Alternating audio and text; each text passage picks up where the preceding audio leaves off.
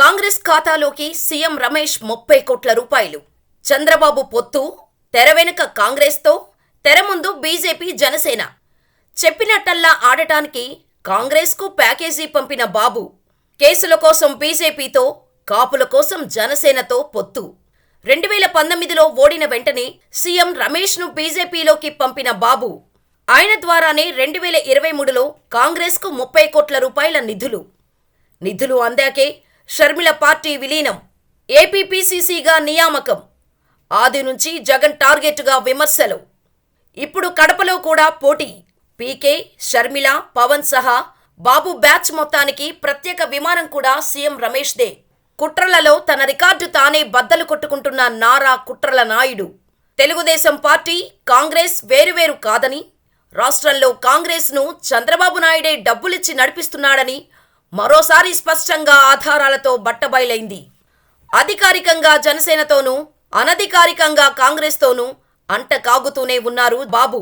కాంగ్రెస్కు భారీ ప్యాకేజీ ఇచ్చి ఏపీ కాంగ్రెస్లో తాను చెప్పినట్టు నడిచేలా చేసుకున్నాడు బాబు. ఎలక్టరల్ బాండ్ల ద్వారా కాంగ్రెస్కు 30 కోట్ల రూపాయలు అప్పజెప్పిన బాబు అనధికారికంగా ఎన్ని వందల కోట్లు ముట్టజెప్పారో ఊహించడం కూడా కష్టమే. సీఎం రమేష్ బీజేపీలో ఉన్న 100% చంద్రబాబు మనిషి. చంద్రబాబు సీఎంగా ఉన్నప్పుడు రిత్విక్ అనే సంస్థను స్థాపించి చంద్రబాబు నుంచి 1000 కోట్ల కాంట్రాక్టులు పొంది 1000 కోట్లకు ఎదిగాడు. సొంత విమానం కొనే స్థాయికి ఎదిగాడు. బాబు మనిషిగా సింగపూర్, మారిషస్ల నుంచి బాబు మనిషిగా నిధులు తెచ్చి తక్కువ కాలంలోనే ఢిల్లీలో చక్రం తిప్పడం మొదలుపెట్టాడు. బీజేపీలో ఉంటూనే ఢిల్లీ లాబీయిల్లో నారావారి ప్రయోజనాలు చక్కబెట్టడం ప్రారంభించాడు సీఎం రమేష్. స్థానిక ఎన్నికల్లో ఘోర ఓటమి తర్వాత చంద్రబాబు నర్రెడ్డి సునీతను చేరదీశాడు. ప్రజాక్షేత్రంలో జగన్ను ఢీకొట్టలేమని తెలిసి మాయోపాయాలకు దిగాడు. వివేక హత్య కేసును అడ్డుపెట్టుకొని వైఎస్ కుటుంబంలో చిచ్చు పెట్టడం ప్రారంభించాడు. వివేక హత్య కేసులో తన భర్త పాత్ర బయటపడి ఇరుక్కుంటాడేమో అని భయపడుతున్న సునీతను చేరదీసి, అధికారం ఆశ చూపెట్టి షర్మిలను చేరదీసి తమ వైపు తిప్పుకున్నాడు బాబు.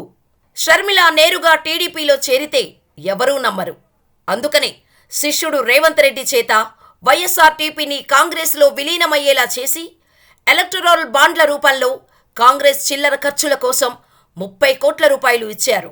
2023లో సీఎం రమేష్ 45 కోట్ల మేర ఎలక్టరల్ బాండ్లు కొనుగోలు చేసి అందులో 30 కోట్ల రూపాయలు కాంగ్రెస్ ఖాతాలోకి, 5 కోట్ల రూపాయలను టీడీపీ ఖాతాలోకి, 10 కోట్ల రూపాయలు కర్ణాటకకు చెందిన జేడీఎస్లోకి పంపాడు. బీజేపీ పెద్దలను కలిసి టీడీపీ, బీజేపీల మధ్య పొత్తు కుదిరేలా చేయటానికి సీఎం రమేష్ తెర వెనుక చేయాల్సిందంతా చేశాడు. CM Ramesh company Rithvik project ద్వారా కాంగ్రెస్కు ఇచ్చిన ఎలక్టరల్ బాండ్ల నెండర్లు. ఒక్కో బాండు విలువ ₹1 కోటి. ఇలాంటి 30 బాండ్లను కాంగ్రెస్కు అందజేశారు. బాండ్ల నెంబర్లు ఇవే: 14402, 14412, 14414, 14416, 14418, 14420, 14422, 14424, 14426, 14427, 14429, 14431, 14433, 14435, 14437, 14439, 14441, 14443, 14445, 14447, 14449, 14451, 14454, 14456, 14458, 14460, 14462, 14464, 14466, 14477.